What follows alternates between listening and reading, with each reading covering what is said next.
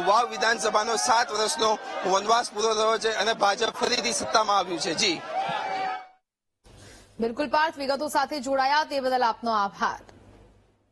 તો વાવ બેઠક પર ભાજપની 1300 મતથી જીત। ભાજપ ઉમેદવાર સ્વરૂપજી ઠાકોરની 1300 મતથી જીત થઈ ચૂકી છે અને પરિણામો હવે સ્પષ્ટ થઈ ચૂક્યા છે।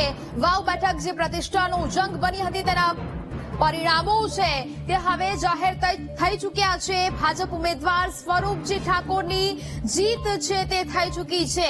1300 મતોથી તેઓ જીતી ચૂક્યા છે અને હવે ભાજપના સમર્થકો પણ રસ્તા પર આવીને ખુશી વ્યક્ત કરી રહ્યા છે। ઉજવણીઓ છે તે કરવામાં આવી છે।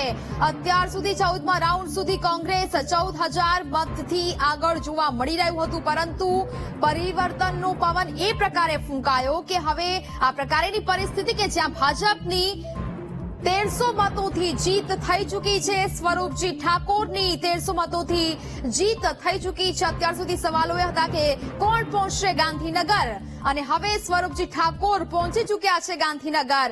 કેવી રીતે કોંગ્રેસની લીડ કપાઈ? 17મા રાઉન્ડ સુધી આપણે જોયું કે 14,000 મતોથી કોંગ્રેસ આગળ જોવા મળી રહી હતી, પરંતુ ત્યારબાદ સતત કોંગ્રેસની લીડ છે તે ઘટતી જોવા મળી અને હવે આખરે ભાજપના સ્વરૂપજી ઠાકોરની જીત છે તે થઈ ચૂકી છે। વાવ વિધાનસભા બેઠક પર ભાજપની જીત થઈ ચૂકી છે।